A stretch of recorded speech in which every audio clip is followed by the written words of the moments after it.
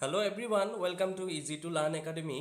আজিৰ এই ভিডিঅ'টোত চতুৰ্থ শ্ৰেণীৰ পৰিৱেশ অধ্যয়ন পাঠ্যপুথিৰ পাঠ নং 2 ভিন ভিন প্ৰাণী এই পাঠটোৰ যিখিনি পাঠভিত্তিক প্ৰশ্ন উত্তৰ আছে সেই গোটেইখিনি ভিডিঅ'টোত আলোচনা কৰিম। যদি ভিডিঅ'টো ভাল পায় তেন্তে ভিডিঅ'টো লাইক কৰি দিব আৰু যদি চেনেলটো সাবস্ক্ৰাইব কৰা নাই সাবস্ক্ৰাইব কৰি দিব। আমাক প্ৰথম প্ৰশ্নটো কি দিছে 1 নম্বৰ উত্তৰ লিখা। ক নম্বৰ মানুহক কিয় সৰ্বভোজী প্ৰাণী বোলে। ছাত্ৰ ছাত্ৰীসকল মই প্ৰশ্নটোৰ উত্তৰ কৰি দিছোঁ, তোমালোকে এই ধৰণে এই প্ৰশ্নটোৰ উত্তৰ লিখিব লাগিব। ক নম্বৰ প্ৰশ্নটোৰ উত্তৰ তোমালোকে এই ধৰণে লিখিবা, মানুহে খাদ্যৰ বাবে উদ্ভিদ আৰু প্ৰাণী উভয়ৰে ওপৰত নিৰ্ভৰ কৰে। মানুহে সকলো ধৰণৰ আহাৰ খায় বাবে মানুহক সৰ্বভোজী প্ৰাণী বোলে। তোমালোকে এই ধৰণে ক নম্বৰ প্ৰশ্নটোৰ উত্তৰ লিখিব লাগিব। এতিয়া খ নম্বৰ প্ৰশ্নটোত কি কৈছে চাওঁ আমি। এতিয়া খ নম্বৰ প্ৰশ্নটোত কি কৈছে চোৱা, মাংসভোজী প্ৰাণী কাক বোলে। এই প্ৰশ্নটোৰ উত্তৰ ছাত্ৰ ছাত্ৰীসকল মই কৰি দিছোঁ, তোমালোকে এই ধৰণে প্ৰশ্নটোৰ উত্তৰ লিখিব লাগিব। তোমালোকে উত্তৰটো এই ধৰণে লিখিব লাগিব, খ নম্বৰ যিবোৰ প্ৰাণীয়ে মাংস খাই জীয়াই থাকে সেইবোৰ প্ৰাণীক মাংসভোজী প্ৰাণী বোলে। বুজি পাইছা? তোমালোকে এই ধৰণে খ নম্বৰ প্ৰশ্নটোৰ উত্তৰ লিখিব লাগিব। এতিয়া গ নম্বৰ প্ৰশ্নটোত কি কৈছে চোৱা, তৃণভোজী প্ৰাণী কাক বোলে। এই প্ৰশ্নটোৰ উত্তৰ তোমালোকে এই ধৰণে লিখিব লাগিব, যিবোৰ প্ৰাণীয়ে ঘাঁহ বন গছৰ পাত আদি খাই জীয়াই থাকে সেইবোৰ প্ৰাণীক তৃণভোজী প্ৰাণী বোলে। এতিয়া ঘ নম্বৰ প্ৰশ্নটোত কি কৈছে চোৱা, প্ৰাণীক বাসস্থানৰ কিয় প্ৰয়োজন। এই প্ৰশ্নটোৰ উত্তৰ তোমালোকে এই ধৰণে লিখিব লাগিব, ৰ'দ বতাহ বৰষুণ আৰু হিংস্ৰ প্ৰাণীৰ আক্ৰমণৰ পৰা ৰক্ষা পাবলৈ প্ৰাণীক বাসস্থানৰ প্ৰয়োজন। তোমালোকে এই ধৰণে ঘ নম্বৰ প্ৰশ্নটোৰ উত্তৰ লিখিব লাগিব। এতিয়া পিছৰ প্ৰশ্নটোত কি কৈছে চাওঁ আমি। এতিয়া ঙ নম্বৰ প্ৰশ্নটোত কি কৈছে চোৱা, ভেকুলীয়ে কেনেকৈ পোক পৰুৱা ধৰি খায়। প্ৰশ্নটো বুজি পাইছা? এই প্ৰশ্নটোৰ উত্তৰ তোমালোকে এই ধৰণে লিখিব লাগিব। ঙ নম্বৰ প্ৰশ্নটোৰ বাবে তোমালোকে উত্তৰটো এই ধৰণে লিখিব লাগিব, ভেকুলীৰ জিভাখন দীঘল আৰু সন্মুখত লাগি থাকে। জিভাখন আঠাযুক্ত। ইহঁতে জিভাখন দূৰলৈ উলিয়াই দি পোক পৰুৱা ধৰি খায়। তোমালোকে এই ধৰণে ঙ নম্বৰ প্ৰশ্নটোৰ উত্তৰ লিখিব লাগিব। এতিয়া প্ৰথম 6 নম্বৰ প্ৰশ্নটোত কি কৈছে চোৱা, প্ৰাণীক আহাৰৰ কিয় প্ৰয়োজন। এই প্ৰশ্নটোৰ উত্তৰটো তোমালোকে এই ধৰণে লিখিব লাগিব, শক্তি পাবলৈ সুস্বাস্থ্যৰে জীয়াই থাকিবলৈ প্ৰাণীক আহাৰৰ প্ৰয়োজন। আহাৰে শৰীৰক কাম কৰিবলৈ শক্তি দিয়ে, বৃদ্ধি আৰু বিকাশত সহায় কৰে। তোমালোকে এই ধৰণে প্ৰথম 6 নম্বৰ প্ৰশ্নটোৰ উত্তৰ লিখিব লাগিব। এতিয়া পিছৰ প্ৰশ্নসমূহত কি কৈছে চাওঁ আমি। এতিয়া দ্বিতীয় 6 নম্বৰ প্ৰশ্নটোত কি কৈছে চোৱা, টুকুৰা চৰাইয়ে কেনেকৈ বাহ সাজে। এই প্ৰশ্নটোৰ উত্তৰ ছাত্ৰ ছাত্ৰীসকল মই কৰি দিছোঁ, তোমালোকে এই ধৰণে প্ৰশ্নটোৰ উত্তৰ লিখিব লাগিব।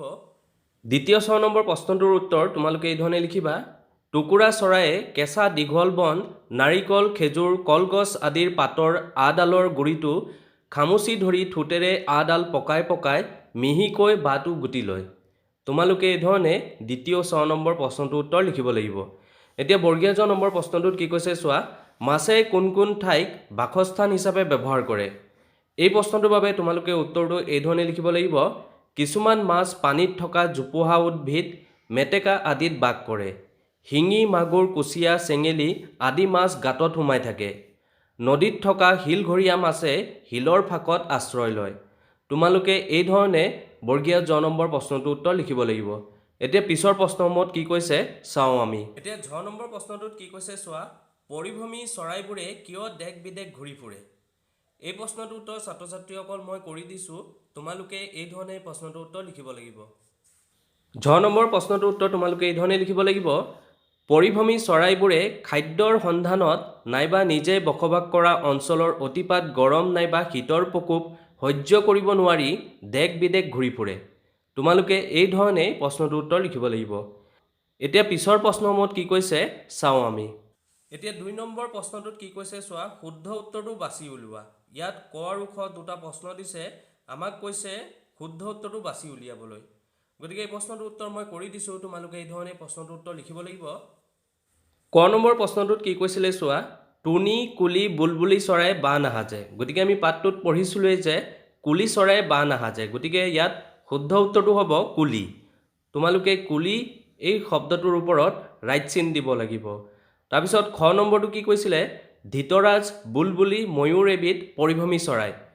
আমি পাঠটোত পঢ়িছিলোঁৱে যে ধৃতৰাজ হৈছে এবিধ পৰিভ্ৰমী চৰাই, গতিকে তোমালোকে ধৃতৰাজ এই শব্দটোৰ ওপৰত ৰাইট চিন দিব লাগিব তাৰপিছত 3 নম্বৰ প্ৰশ্নটোত কি কৈছে চোৱা খালি ঠাই পূৰ কৰা ইয়াত আমাক তিনিটা প্ৰশ্ন দিছে ক খ গ এই তিনিটা প্ৰশ্নত খালি ঠাইত আমাক উপযুক্ত শব্দ বহাবলৈ কৈছে গতিকে ক নম্বৰ খালি ঠাইৰ বাবে তোমালোকে পৰ্যটক এই শব্দটো তাত লিখিব লাগিব তাৰপিছত খ নম্বৰ খালি ঠাইটোত তোমালোকে লিখিব লাগিব হাঁহৰ ঠোঁট বহল আৰু চেপেটা তাৰপিছত গ নম্বৰ খালি ঠাইটোত কি কৈছিলে চোৱা বা হজাত পাৰ্গত বাবে টুকুৰা চৰাইক হিপিনী চৰাই বুলিও কয় তোমালোকে এই ধৰণে 3 নম্বৰ প্ৰশ্নটোৰ উত্তৰ কৰিব লাগিব এতিয়া 4 নম্বৰ প্ৰশ্নটোত কি কৈছে চাও আমি এতিয়া 4 নম্বৰ প্ৰশ্নটোত কি কৈছে চোৱা ক অংশৰ লগত খ অংশ মিলোৱা ইয়াত ক অংশত আমাক কিছুমান শব্দ দিয়া হৈছে আৰু খ অংশটো কিছুমান আমাক শব্দ দিয়া হৈছে আমাক কৈছে এই ক অংশৰ কথাখিনিৰ লগত খ অংশৰ কথাখিনি মিলাবলৈ গতিকে এই প্ৰশ্নটোৰ উত্তৰ ছাত্ৰ ছাত্ৰীসকল মই কৰি দিছো তোমালোকে এই ধৰণে